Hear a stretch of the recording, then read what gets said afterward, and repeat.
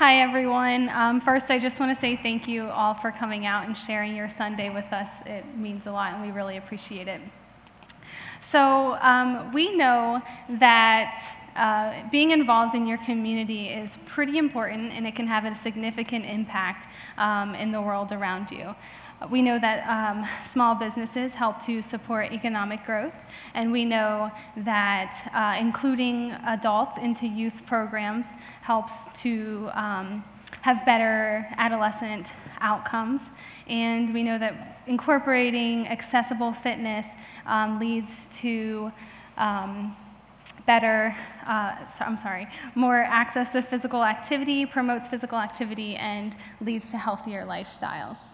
But what I think we often forget when we talk about being involved in a community is are the experiences of the individual person that make up the group in the community. So what I want to talk about today are some of my individual experiences and how I kind of use some of those to get involved in the community that I live in. So as I thought about what I wanted to talk about today, I was pretty uncomfortable. Sometimes doing an event like this can be a little nerve-wracking because there's lots of you, and we want to make sure that our voices are heard and heard well. But as I thought about what I wanted to talk about today, it kept returning to this one idea, and I didn't want this to be one talk about one thing. And I kept meeting roadblock after roadblock after roadblock, and I realized I just needed to call it what it was. I needed to tell myself and be okay with the fact that this is a talk about race. And this is going to be a talk about how the issues that we have in America impede individuals' ability to get involved with their own community. And I understand there's a lot of angst about this topic. It's pretty uncomfortable to talk about. It was uncomfortable for me to think about because I grew up in a world where this really didn't matter, but I'm shown day after day that it still continues to matter. And but I know that even if this issue doesn't affect you guys the same way that it affects me, maybe this isn't a cause that you have to champion because it is too painful or it's pretty uncomfortable. But I hope that you'll find what I have to say helpful in your own face-to-face confrontation and the adversity that you faced in your life, because we've all had our own.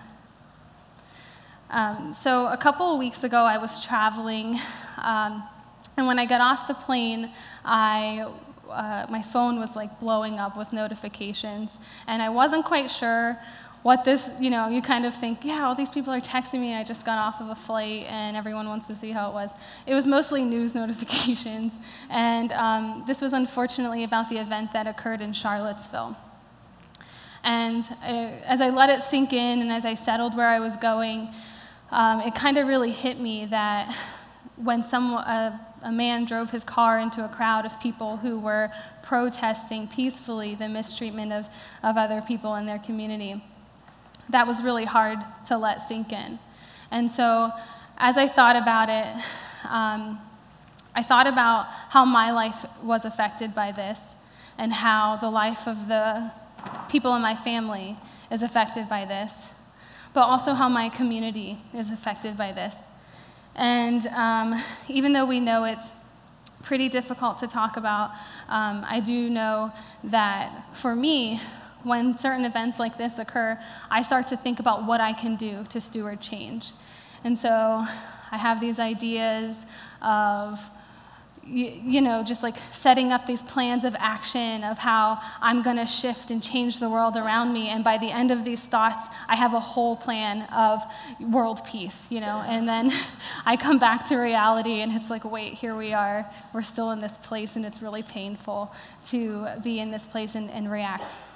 So I started to think about, how do I create a world where the generations after me and our current generation can create a culture that responds with compassion, respects diversity, and honors individuality. And so I started to think about this, and as I thought, I still had some more of those thoughts, like I'm gonna finish this thought and have a whole plan of how I can change everything.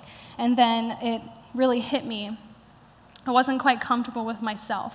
And I couldn't really move out of this place because I wasn't comfortable with who I was. Because I have been held back a lot by plenty of adversities, which life is about overcoming them, but also because we live in a world and a culture that does not allow us to connect with one another because of the barriers that we allow to socially and culturally influence our lives. So my mother is Puerto Rican, my dad is black and white, and my whole life, growing up, I remember filling out standardized forms and having to choose one race. And that was really hard for me because I grew up where it was okay to be 3 different races, and it was okay to express yourself in 3 different ways. But on paper, I had to choose one. And I was never really capable of doing that because it's not who I am. And I often wonder, did other kids have to do this? Were they just as frustrated as I was? Did they come home and tell their moms that they had to do this and they didn't know what to do? And I kind of still face some of those assumptions as an adult today. If my hair is really curly naturally, and so I'll hear when my hair is really curly, oh my goodness, you really are part black. Or if I'm wearing hoop earrings, you do look Puerto Rican today. Or then when I speak, you sound really white. As if somehow we've learned to attribute these characteristics to someone's soul identity. And this is an uncomfortable conversation, it's an uncomfortable talk. But what makes me even more uncomfortable is that this is 2017, and just 2 weeks ago, I was asked what my ethnic background was before I was asked my name. And I answered the question with a smile, because I'm used to answering the question as if it's just as important as the name my parents gave me when I was born. And so going back to thinking about some of these things, I consider the generations that come after us. There is no child in my family that's ever going to be one race, so this is really important to me. And the Pew Research Center did a study, well, not really a study, they just collected some demographic information, and they realized, they found that about 7% of adults identify as being multiracial.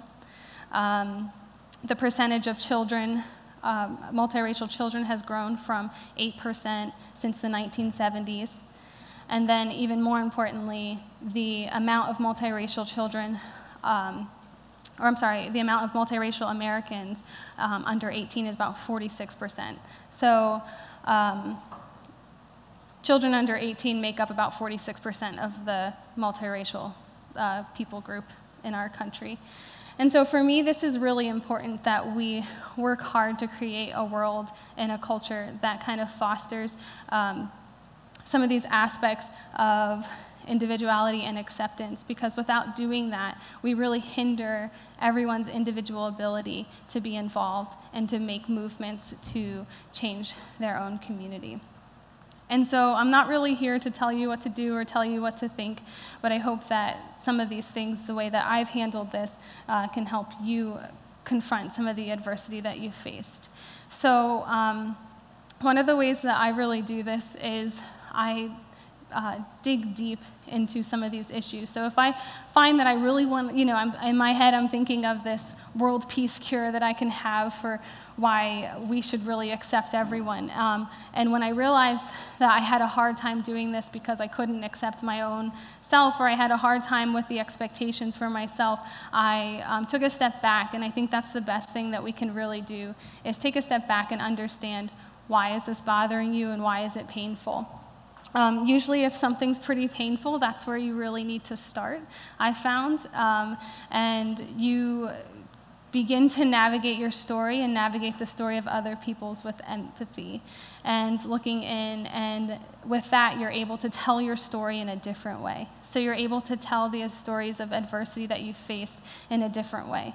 So instead of allowing this to be a story of disaster, where I walk down the street and all people care about is what my ethnic background is, I don't believe that. I think in context, you people usually have a pretty good intention.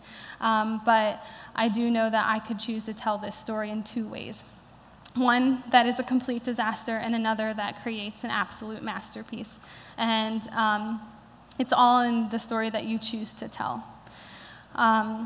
We all have some pretty defining moments of adversity, and I think the best way to get through these are to build pretty positive relationships with people, so I make it a point to develop and foster important relationships in my life, with my family, with the people that I work with, and in plenty of areas. So I encourage you guys to face your adversity through that way. And then secondly, I encourage you to get involved.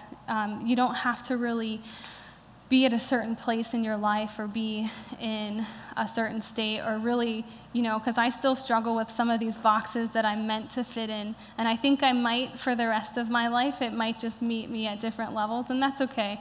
I'm up for the challenge.